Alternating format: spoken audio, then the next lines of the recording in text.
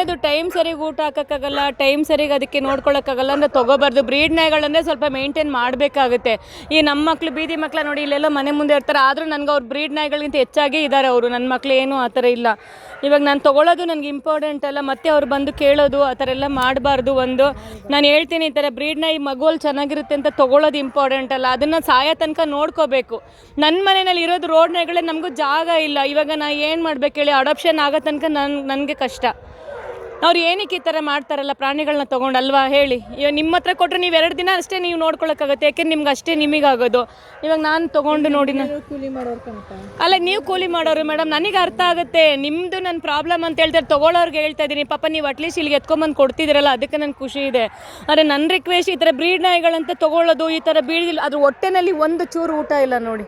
ಅಲ್ಲ ಹೆಂಗಿರಬೇಕು? ನಮ್ಮ ಮನೇಲಿ ಇದ್ದಾರೆ ನೋಡಿ ಹೆಂಗಿದ್ದಾರೆ. ನಾನೇನು ಅವ್ರಿಗೆ ಸ್ಪೆಷಲ್ ಊಟ ಏನು ಕೊಡಲ್ಲ, ಕೊಡೋದು ಊಟ ಪ್ರೀತಿ ಕೊಡೋದು ಅಷ್ಟೇ ನಾನು ಕೊಡೋದು. ಓಕೆ ಆಯಿತು, ಏನು ಮಾಡೋಕ್ಕಲ್ಲ. ಬೀದಿಲಿ ಬಿಡೋ ಬದಲು ನಾನು ಇಟ್ಕೊಳ್ತೀನಿ, ಇನ್ನೇನು ಮಾಡೋದಲ್ವಾ? ಈ ಥರ ಬೀದಿಲಿ ಬಿಡೋ ಥರ ಈ ಥರ ಪ್ರಾಣಿಗಳನ್ನ ತೊಗೊಂಡು ಹಿಂಸೆ ಮಾಡ್ತಾರಲ್ಲ, ಅವ್ರು ಏನು ಮೇಕೆ ಕುರಿಯಾರೆ ತಿಂತಾರೆ ಇಟ್ಕೊತಾರೆ, ಇದನ್ನ ಏನು ಮಾಡೋದು ಹೇಳಿ? ಪಾಪ ನಿಮಗೆ 4 ದಿವಸಕ್ಕೆ ಇಷ್ಟು ಪ್ರೀತಿ ಇದೆ, ಅವ್ರು ತೊಗೊಂಡಿರೋರಿಗೆ ಇರಬೇಕಲ್ಲ ಪ್ರೀತಿ ಅಲ್ವಾ? ತೊಗೊಂಡಿರೋರಿಗೆ ಪ್ರೀತಿ ಇರಬೇಕಲ್ವ ಮೇಡಮ್? ಈ ಥರ ಬಿಟ್ಟು ಹೋಗ್ಬಿಟ್ರೆ ಏನು ಮಾಡೋದಲ್ಲ. ಹಾಂ, ಬಿಡಬಾರ್ದು ಪ್ರಾಣಿಗಳನ್ನ. ನನಗೆ ಆಗೋದೇ ಇಲ್ಲ ಈ ಥರ ನೋಡಿದ್ರೆ. ನಂಗೆ ಹೊಟ್ಟೆ ಉರಿಯುತ್ತೆ ಈ ಮಗುನ ನೋಡಿದ್ರೆ. ಏನೋ ಟ್ರೈ ಮಾಡ್ತೀನಿ, ನನಗೆ ಏನಾಗುತ್ತೋ ಅದು. ಪಾಪ ನೀವು ತಂದು ಕೊಟ್ಟಿದ್ದಾರಲ್ಲ, ನಾನು ನಿಮಗೂ ಥ್ಯಾಂಕ್ಸ್ ಹೇಳ್ತೀನಿ. ನೀವೇನು ಅಳ್ಬೇಡಿ, ನಾನು ನೋಡ್ಕೊಳ್ತೀನಿ ಸರಿನಾ? ನಾನು ಟ್ರೈ ಮಾಡ್ತೀನಿ ಬೆಸ್ಟಾಗಿ. ಮೆಡಿಸಿನ್ ಇದನ್ನು ತಗೋಬೇಕು. ನನಗೆ ಏನು ಬೇಡ, ಯಾವ ಮೆಡಿಸನ್ ಬೇಡ, ಅದ್ರ ಪಾತ್ರೆ ಬೇಡ, ಅದ್ರದ್ದು ಊಟ ಬೇಡ, ನನಗೆ ಏನು ಬೇಡ. ಕುಟ್ಟಿ ಕರ್ಕೊಂಬಂದೆಲ್ಲ ಹಿಂಗೆ ಬಂದಿದ್ದೀವಿ. ಇಲ್ಲ ಮೇಡಮ್, ನನಗೇನು ಕೊಡೋದು ಬೇಡ ನೀವು. ಅವ್ರದ್ದು ಏನು ಬೇಡ, ಅವ್ರಿಗೆ ವಾಪಸ್ ಕೊಡಿ. ಅಳ್ಬೇಡಿ, ಅವರಿಗೆ ವಾಪಸ್ ಕೊಡಿ.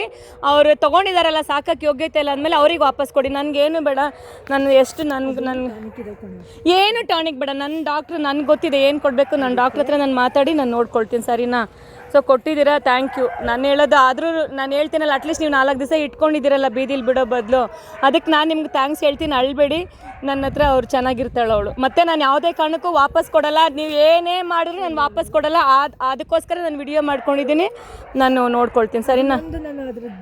ಬೌಲ್ ಏನು ಬೇಡ ನನ್ನ ಹತ್ರ. ಬೌಲ್ ಏನು ನನಗೆ ಅವ್ರಿಗೆ ಊಟ ಹಾಕೋಕ್ಕೆ ಯೋಗ್ಯತೆ ಅಲ್ಲಂದಮೇಲೆ ಅವ್ರು ತಂದಿರೋ ವಸ್ತು ನನಗೇನು ಬೇಡ. ಇದು ಜೀವ ಇರೋ ವಸ್ತು ಒಂದು ಸಾಕು, ನಾನು ನೋಡ್ಕೊಳ್ತೀನಿ ಬಿಡಿ. ಬಮ್ಮ, ಏನು ಹೆಸರಿಟ್ಟಿದ್ದಾರೆ ಇದಕ್ಕೆ? ಇದು ಎಲ್ಲಿ ಲಕ್ಕಿ, ಇದು ಅನ್ಲಕ್ಕಿ. ಇದು ಲಕ್ಕಿ ಅಂತ ಹೆಸರಿಟ್ಟಿದ್ದಾರೆ, ಅದ್ರ ಯೋಗ್ಯತೆಗೆ ತಕ್ಕನಾಗಿ ನೋಡ್ಕೊಂಡಿದ್ದಾರೆ ಹೇಳಿ. ಲಕ್ಕಿ ಅನ್ನೋದು ಏನಿದೆ ಅರ್ಥ?